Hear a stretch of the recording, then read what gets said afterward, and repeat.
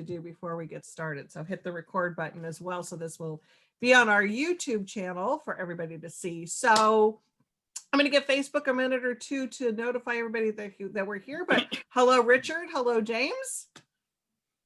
Hey, hello. there. Welcome. Thank you. So yeah, we're so glad to have you here tonight. I'll give a little bit of background of who Warwick's is. Warwick's is located in La Jolla, San Diego, California, just down the road from Disneyland, so not too far. So we were very excited when Richard agreed to do this conversation with us and talk about the happiest place on earth. And so we can't wait to get into the conversation there.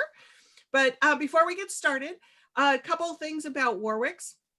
So we are open for business. So we are doing social distancing. We are doing everything we can to make sure that you're safe and that our employees are safe. So with the 20% capacity, we're making sure everything is going very smoothly for everybody. So we would love, if you're in the San Diego area and you're in La Jolla, we would love to see you come to the store. There's wonderful books to buy, great book section, but also on the other side of the store, there are great gifts and jewelry and fine pens and everything that you would need for your holiday shopping. We're doing gift wrapping. There's parking behind the store. But if you are not inclined to come down to the store, we will tonight be putting Richard's book into the comment section. So you can easily click on that and order it online. But also a thing to do too would be if you call the store, we can actually put the book on hold for you that way too.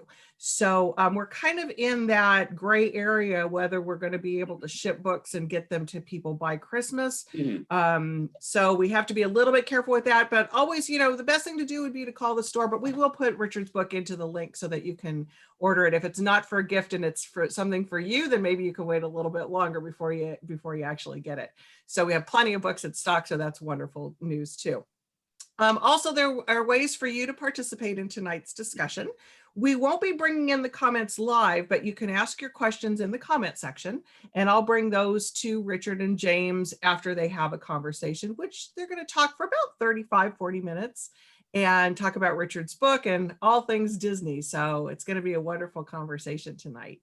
So I think we've given Facebook enough time to let people know that we're here. So I'm going to introduce these two wonderful gentlemen, and then I will toss it off to them.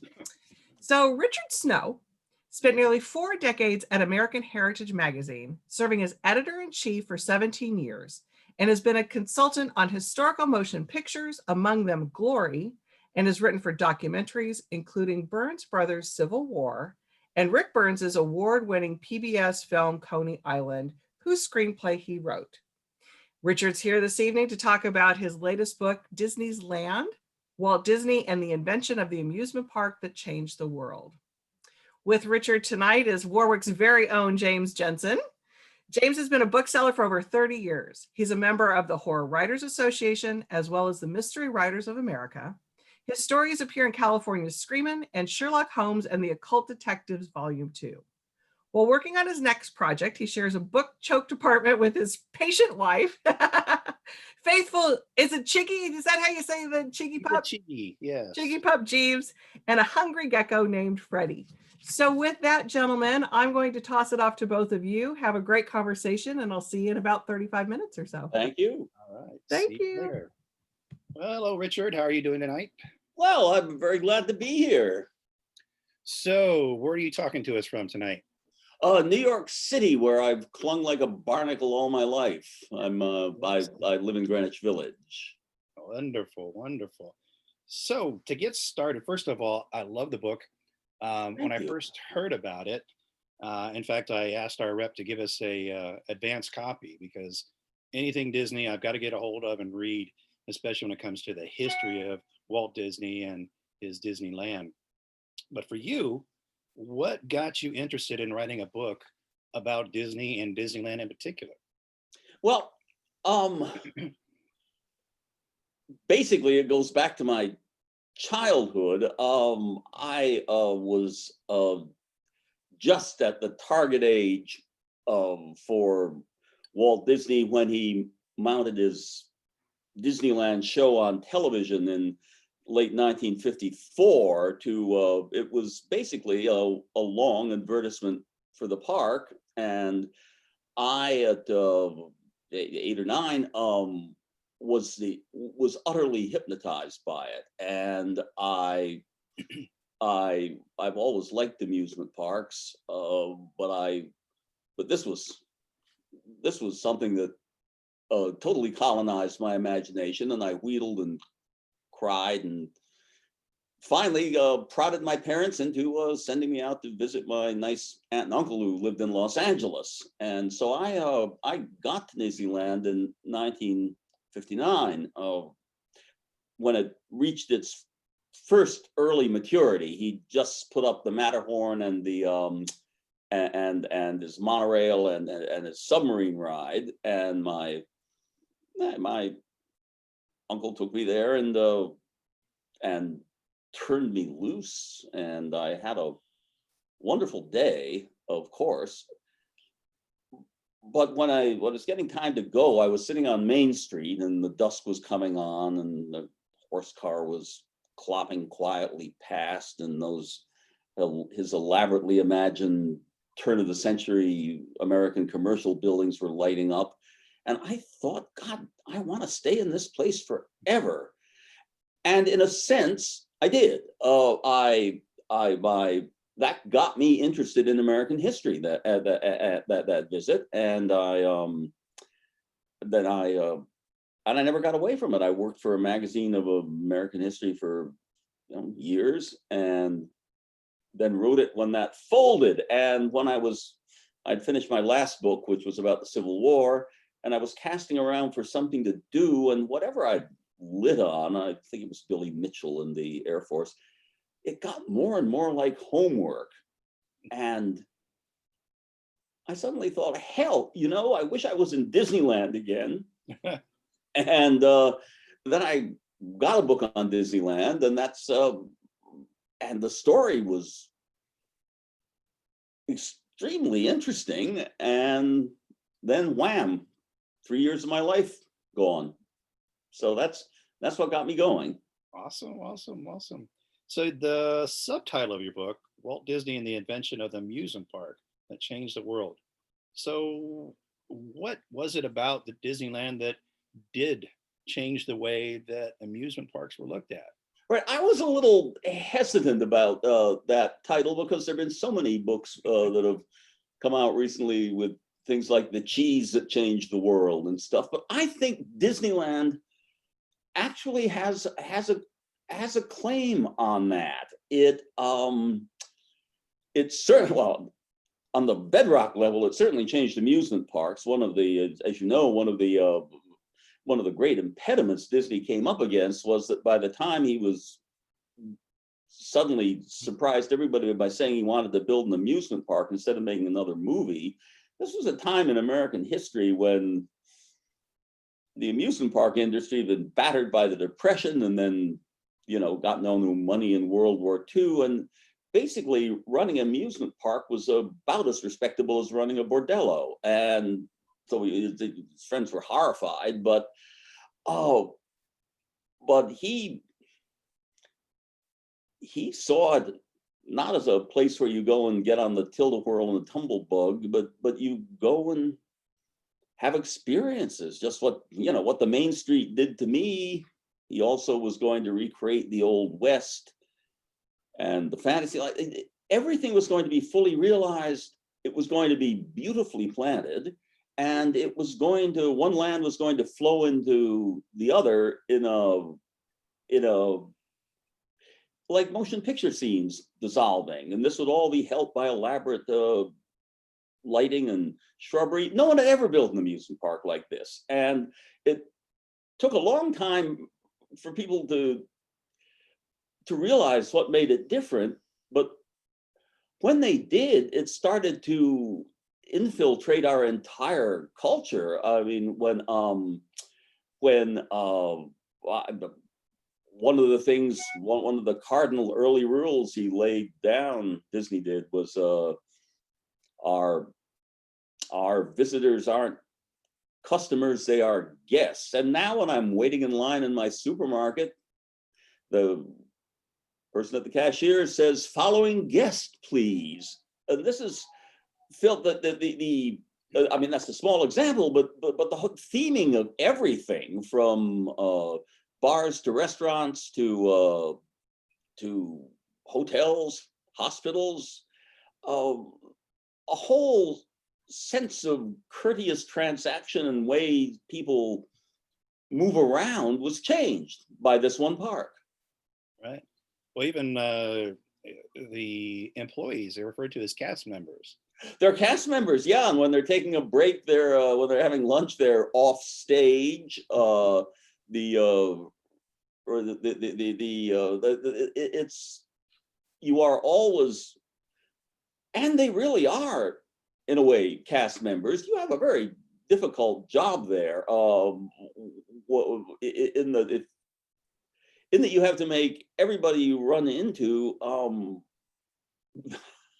think that you have been absolutely delighted to meet them and send them on their way happy. I mean, imagine a guy in an average amusement park throwing a switch and sending the roller coaster upgrade and thinking he's sending some guests on the ride. Right. Disney transformed, the combination of show business, the hospitality industry, the not motion picture per se, but the kind of pleasures and escapes one gets from motion pictures. All of this he'd manifested in architectural form, and no one had ever done anything like that before. Well, one thing that amazed me reading your book is how it really almost didn't come together. I mean, just the financing alone was amazing with the help of his brother Roy, and of course the financing, and included, I guess, even his life insurance policy. Oh, he hawked his life insurance policy fairly early on. Yeah, he had yeah, and if it's his brother, and he always thanked God for his brother Roy, but though sometimes they fight like a couple of Renaissance princes squabbling, but he always knew that Roy, without Roy, really one of the shrewdest businessmen of the 20th century, Disney, he knew he wouldn't have advanced as he had, and Roy, perhaps more remarkably, understood that this solid commercial enterprise he built was resting on the butterfly wing of his brother's imagination, and they worked together supremely well. But they had a hell of a time financing the park. The first Disney it was just going to be something near the studio, and maybe cost a few $100,000. Then it was $1.5 million, and then suddenly it was looking like a lot more. And he had to, the reason I was watching it on television in my most impressionable age was because he finally decided to go to television. He thought that would be, people had been, the movies had been asking him, had been after him all the time, wanted him to come to their studios. And when television opened its eye on America, they all went after Disney. And he played that very close to his vest. It's sort of interesting, and he broke with RKO at some point in the 1930s because they wanted him to sell them the television rights to his cartoons at a time when there were perhaps 500 television receivers in the world. But he finally said, I had to bite this bullet and do this. And he went first to NBC and then to CBS.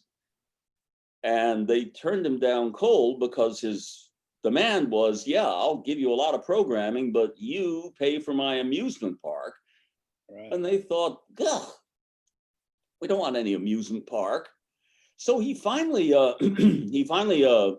he went to ABC, which was at that point in the slum area of television. It was the people said that ABC stood for the Almost Broadcasting Company, and the comedian Milton Berle said this being that era, say if the Russians ever drop the bomb, let's all run over to ABC. They've never had a hit yet.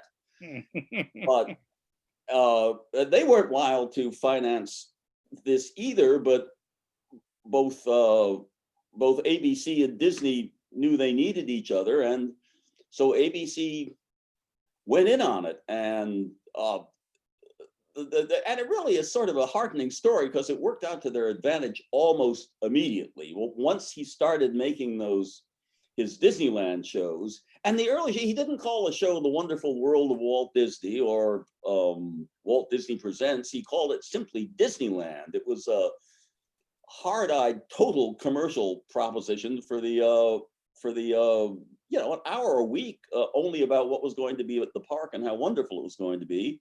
People loved it, and it put ABC in one of the big three television stations in a couple of months. So and Disney got his park, so it was a very happy partnership. He basically created an infomercial with that. Oh yes, yeah, it was nothing but an infomercial.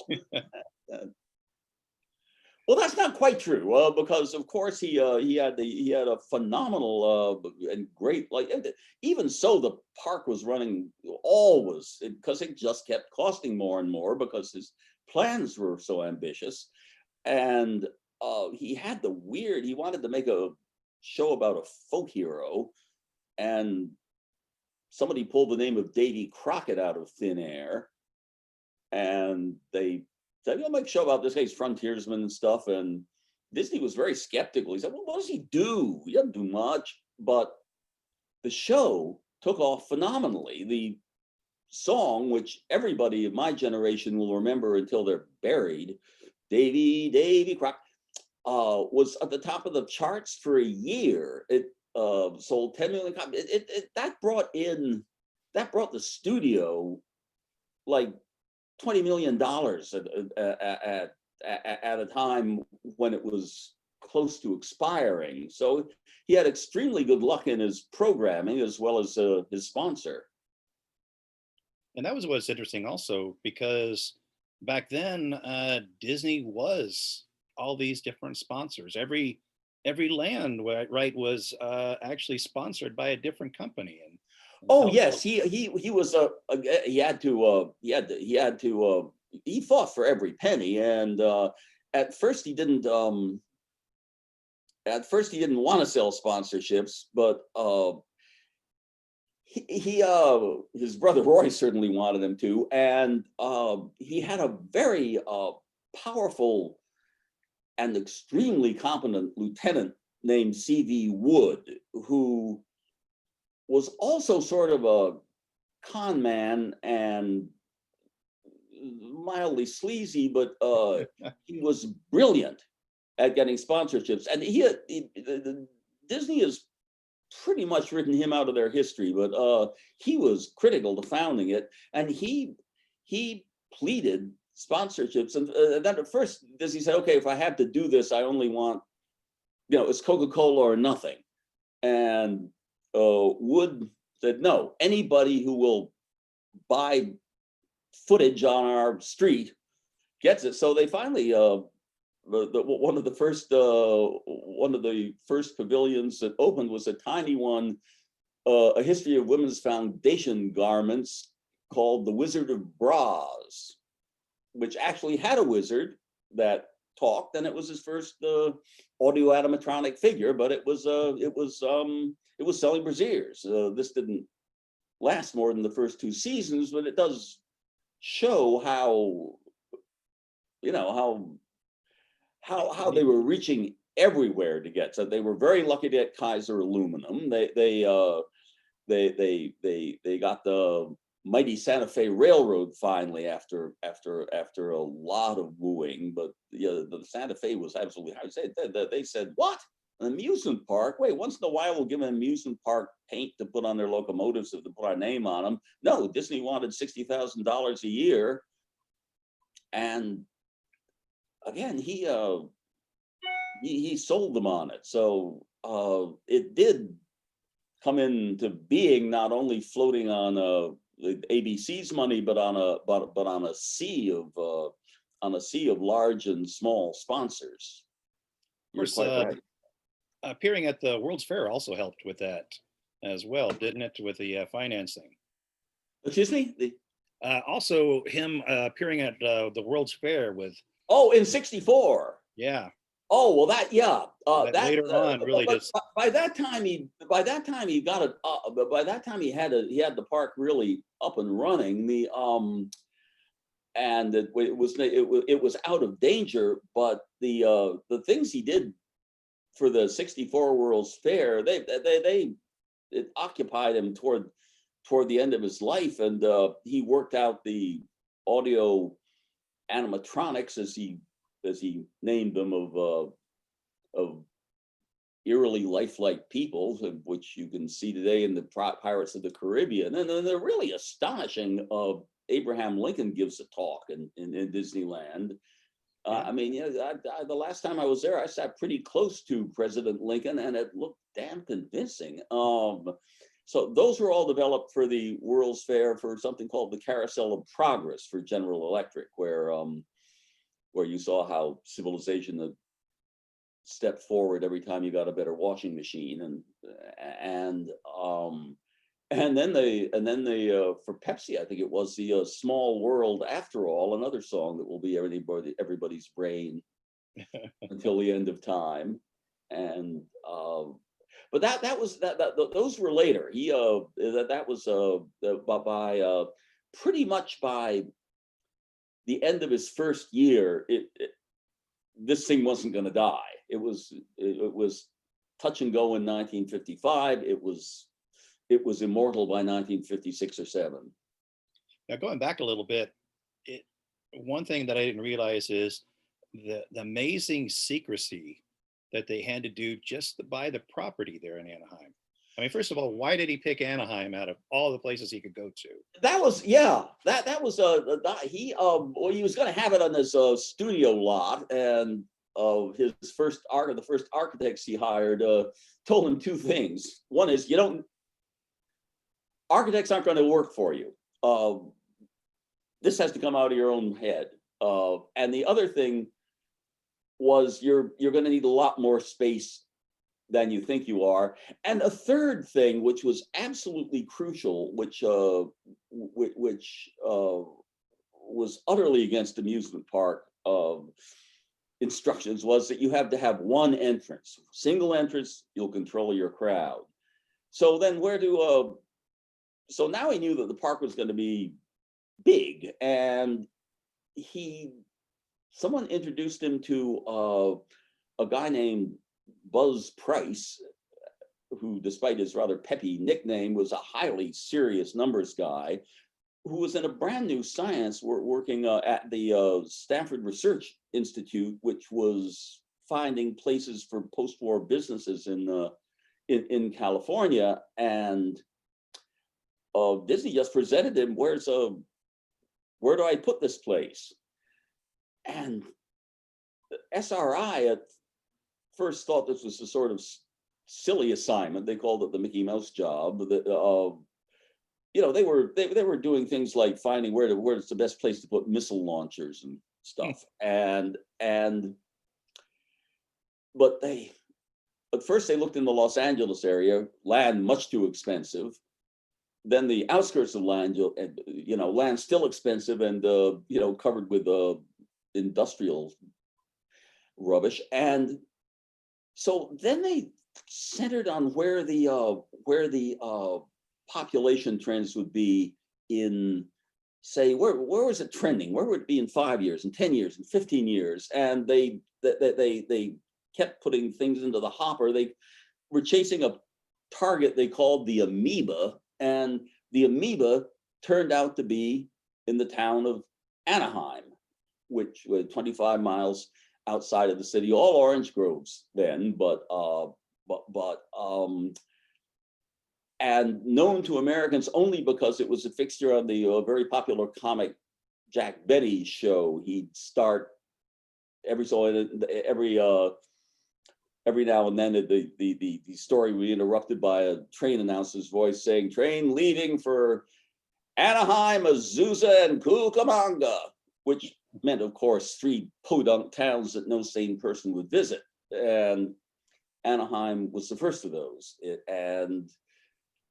But Disney then started to buy land around it and had to do it in great secrecy because he was, once word got out that he was interested there, a lot of real estate people got interested too. So he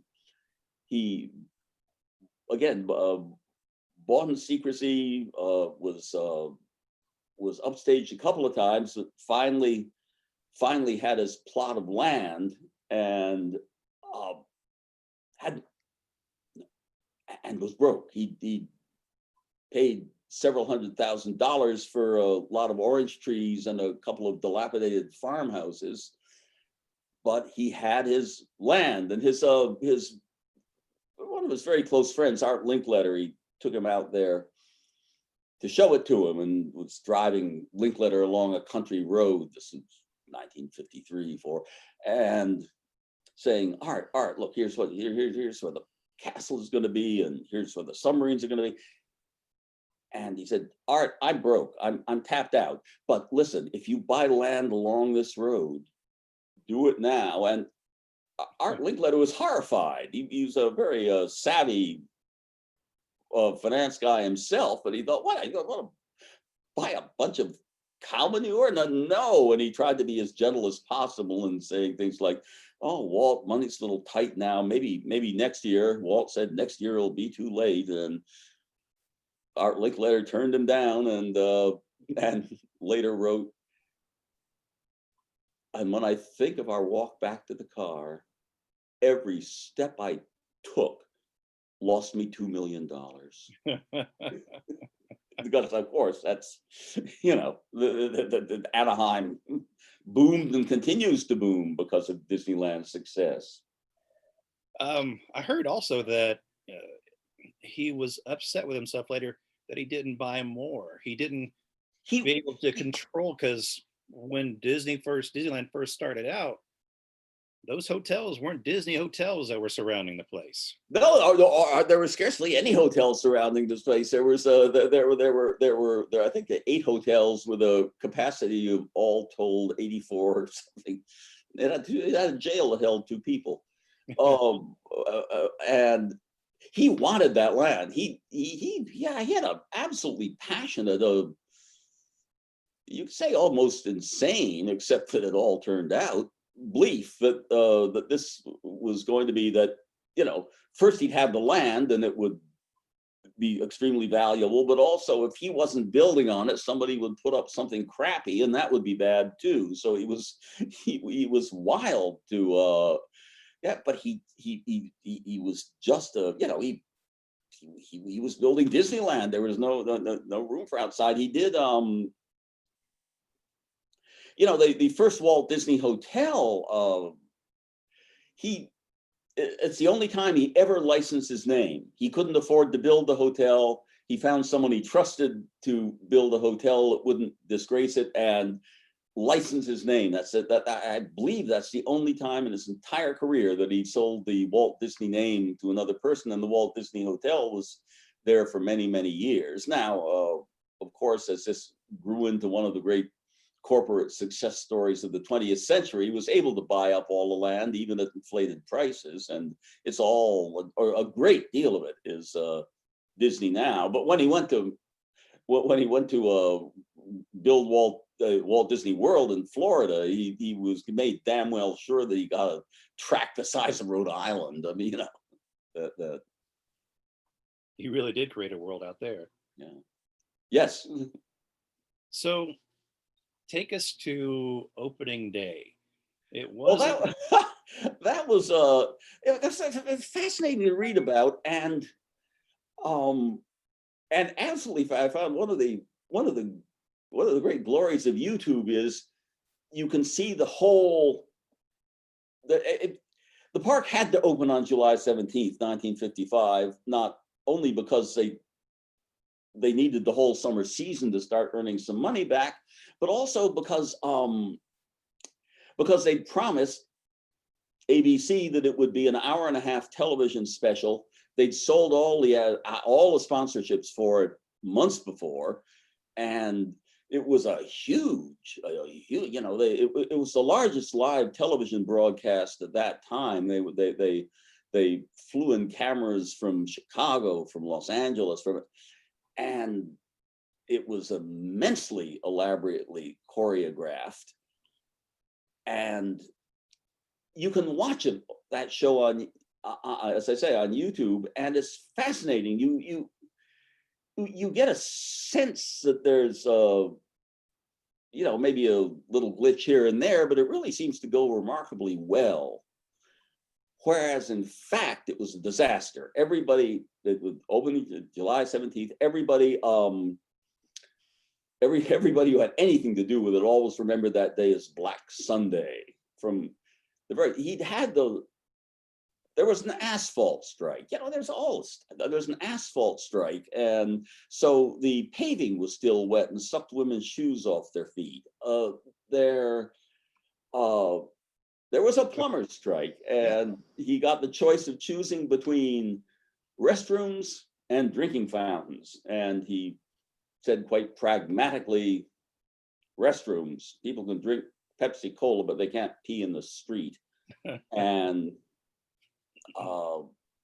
so there were huge lines, but mostly it was just a huge influx of people.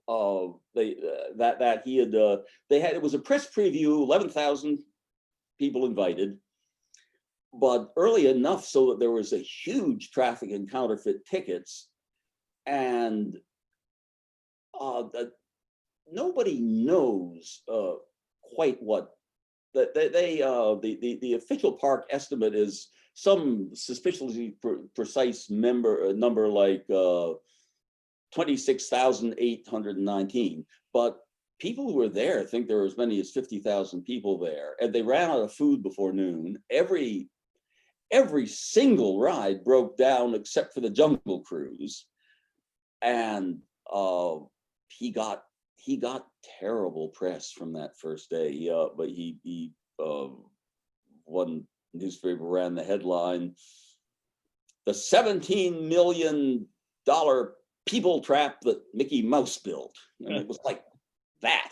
And he started, but he was never, of course, scared of hard work. He started damage control right away. And there had been more people watched that Disneyland show, there's the opening show, than watched the moon landing. So millions and millions of Americans didn't know they were going to be trapped in a sweltering place where they could die of thirst, but they just wanted to get there. And so with the pressure of that behind it, things started to move. You tell this wonderful story about the Mark Twain incident that day. Could you relate that for us? Yeah, there was the Mark Twain was the riverboat that everything he did was with wonderful detail, and this was going to be, he wanted a real Tom Sawyer era stern wheeler. He got it up and running with all the right running. You know, it was not an amusement park ride. It was a real stern wheeler, steam driven, of the kind that hadn't been built in an American shipyard in half a century. And it did run on a track, but the water was dyed, so you would think you were flowing along. But on the opening day, he had posted someone with a clicker saying, don't get more than 200 people aboard. And the guy got, of course, very interested and clicked and clicked and clicked and clicked as people came aboard, and then stopped glancing at it. And on the first cruise, there were suddenly shrieks, and it was, the deck was awash, the ship was off. I mean, the whole point was you didn't know the water was 2 feet deep. You thought you were going to go down like you would have on the Titanic. So there was a considerable amount of panic until people were persuaded way to shore, but only in the last 15 years or so did the guy in charge, when he was asked in the, the post-combat discussions, so how many people did you let on? The guy said, oh, 225. He only admitted a few years ago that when he looked at the clicker, he had 520. And so, but nobody, there's a gas leak in Fantasyland where they thought they'd have to, they thought the Sleeping Beauty castle might go up in flames, but everybody got mad, but nobody got hurt. Yeah, I heard that it was so bad with the trash. A lot of people don't realize that on the other side of Main Street, there's an open space, and they were just taking the trash and throwing it back there just to get it out. Oh, good. Oh, yes. They had, so much so that the local Department of Health, before the park opened the next day, its first full day of operation for paying customers, they said, you get this stuff out of here or you're shut down. And they were, again, they hadn't expected the enormous press of people. So a couple of people spotted Walt Disney running emergency rolls of toilet paper into one of his restrooms when during that long day.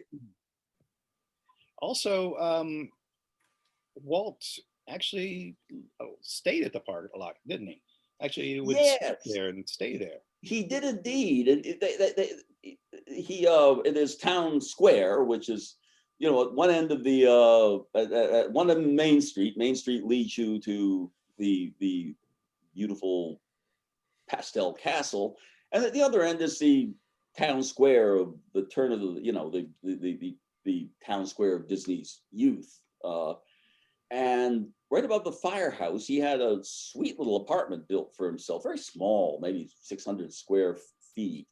And Disneyland gives you, you can, when I was last there, you can buy a lovely tour called In Disney's Footsteps, where you are led very nicely around those parts of the park that haven't been changed at all, and you end up by going up to this little apartment. And I think it costs like $125 or something to do that. It's well worth it. It's fascinating to see it. You get a more intimate sense of the man there somehow, because the refrigerator's the same, the old ice trays are still there.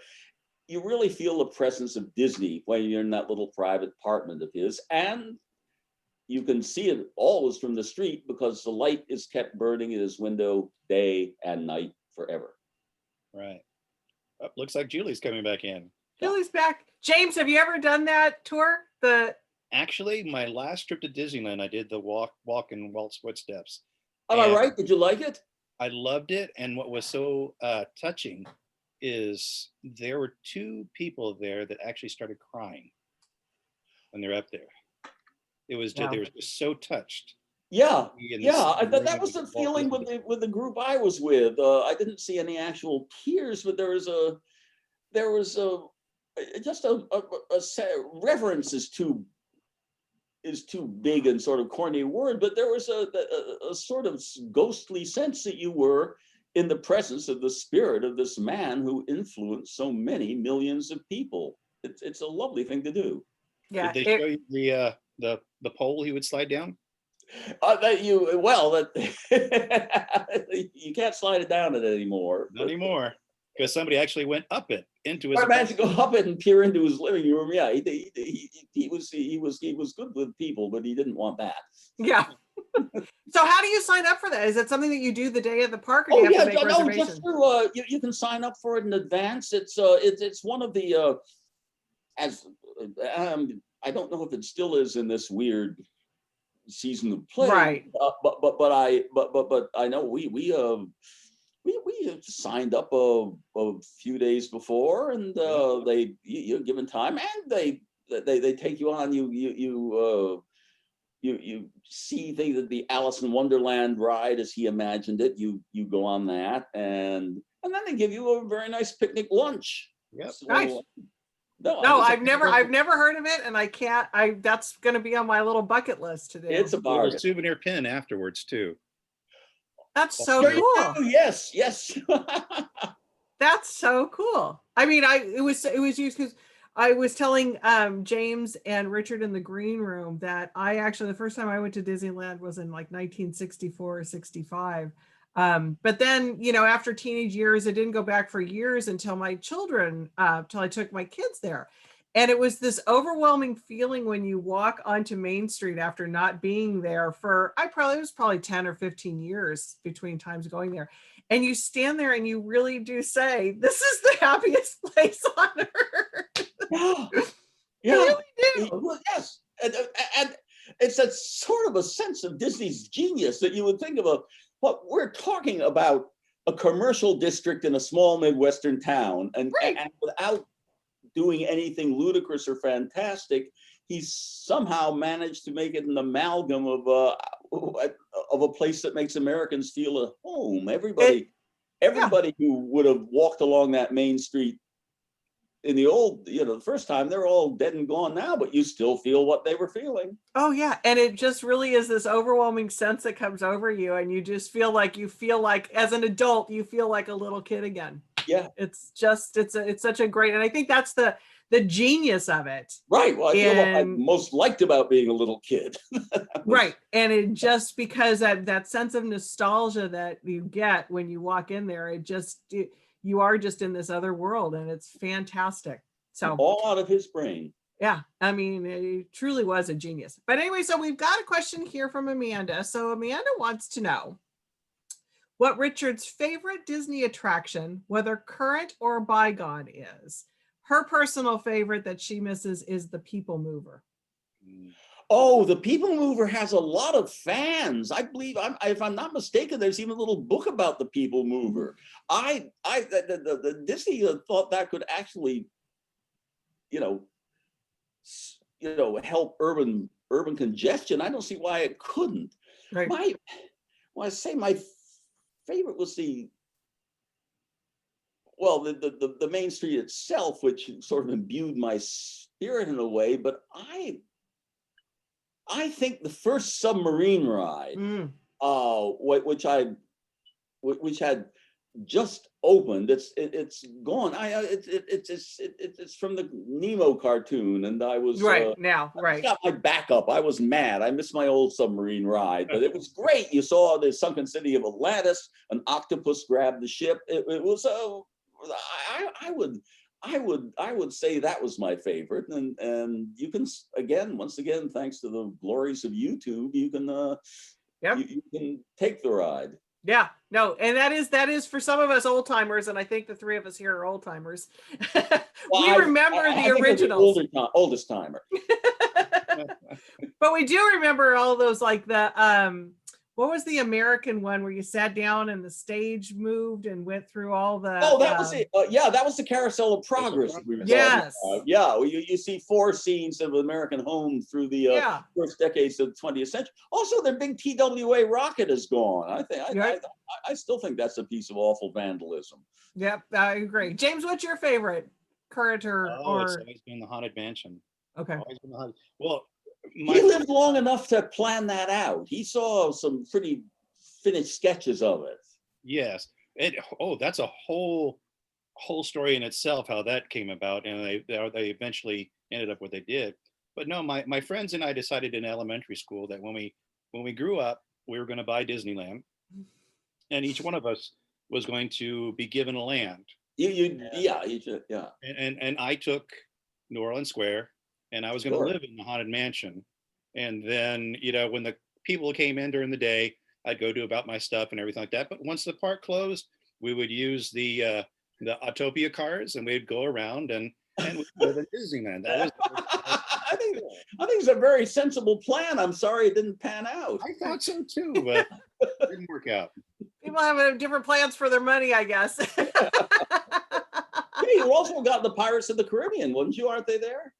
Oh yes, oh yes. Yep. And not only that, but it's better than Disney World because it's actually longer than Disney World. It is. It is. It's like yes, Oh. and more. Yeah, more detail. It's a longer ride entirely. Yeah, if you've been to Florida, hear me Yeah. out, folks. If you've been That to looks Florida, beautiful. don't skip the Pirates in Disneyland. Nope, Yep. nope. Well, it's amazing to me though. I mean, I've only been to, we did get to go to Epcot, but how different all the other ones around the country are too. In all the, I mean, in all the different countries, so, Paris and Japan, and Oh yes, how they yeah. make them part of the culture even. Right. That's yeah. I haven't been to any. I've been to Epcot, but I haven't been to any of the Yeah. out of the U.S. Right. Disneylands. But I. There's a, Sorry. What? no, go ahead. Oh, but it's interesting. It was interesting to me to go to the Florida Magic Kingdom and see the difference in the main streets. They're both charming. But the one in Florida, everything's a little bigger, and it makes it somehow less intimate.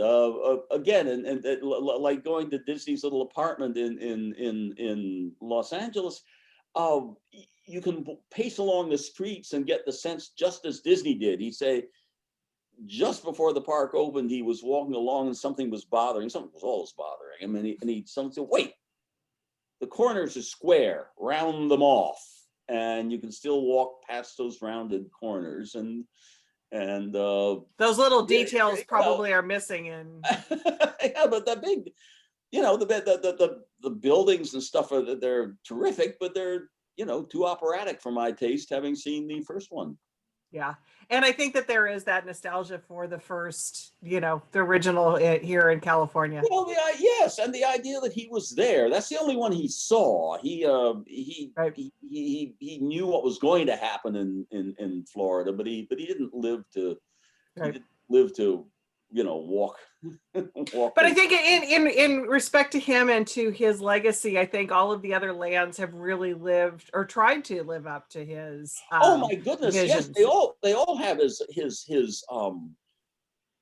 really, they all have followed his wonderful sense of detail, which enraged his people when he was building the initial park, because money was so short. That man I was mentioning, C.V. Wood, was just wild when Disney wanted to put real cast iron on the rooftops of the houses on Main Street. He said, black plastic, no one will see it from 30 feet below. No one will see it. And Disney said and believed, they'll feel it. Yep. And you know what? He's right. And by God, I think he's right. Yep, I do too. Let's see. I think we have, Kelly wants to know if, can you speak about Club 33 and what the original purpose was and why it's still so elite? Oh, I only know it from reading about it. I'd love to get into Club 33. It's that elite, huh? I think it was begun in Disney's later year. It was going to be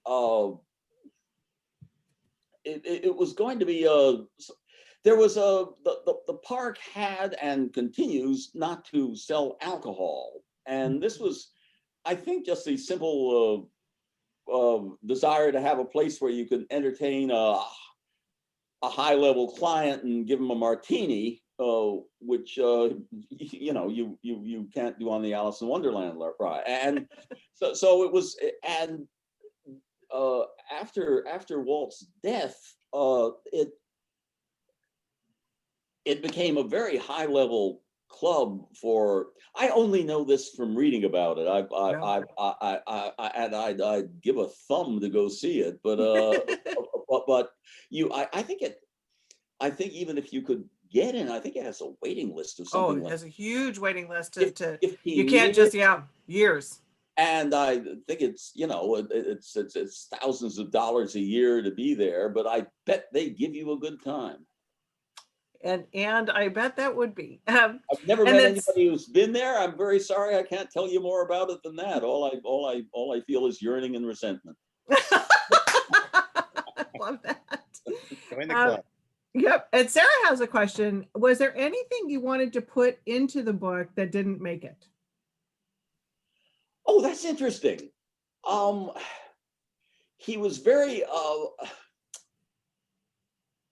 he had an he spent an awfully long time working out the haunted house ride because the haunted mansion, because there were two different warring things here. On the one hand, it had to look like a haunted house. On the other hand, he didn't want, what a haunted house looks like. He didn't want a dilapidated building standing in the middle of the park. And he was groping toward that.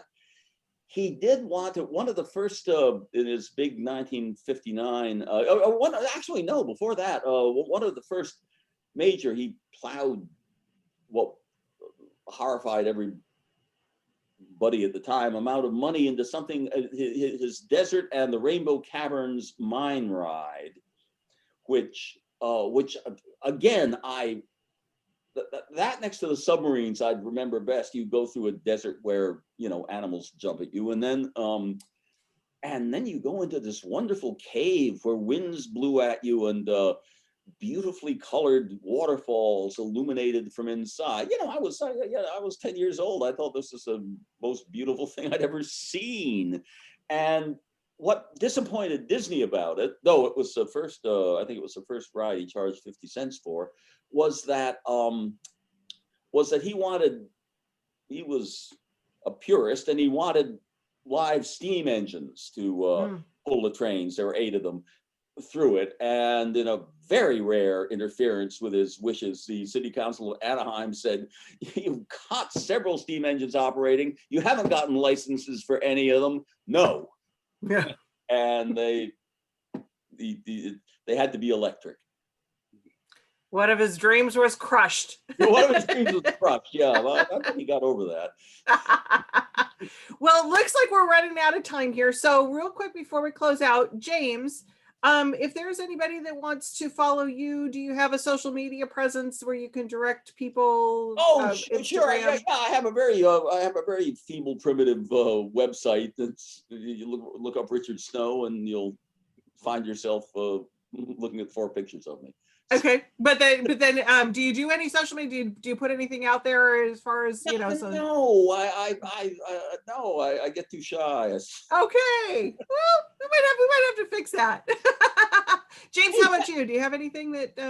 Oh yes, I'm everywhere. I'm on Instagram at JJNSN1. Okay. I'm on Facebook as you just look me up under James A. Jensen. Yes, I'm going to do that. Perfect. Well, this was really a fun conversation. Awesome. Hey, thank you. And thank you both so much. And great talk to you. And thank you for showing me the roadbed coal. Oh, yes. That was great. You for your book. It's been wonderful. It really, for somebody like me, who is a lifelong Disney fan and a Disneyland fan, it was a wonderful read. I am so grateful it passed muster with someone who really knows it too. Thank you so much. Absolutely. Well, again, everybody, the book is there for you to order, and we so appreciate Richard and James your time, and everybody have a good evening. Merry Christmas to all. Merry Christmas. Thank you. Good night. Good night.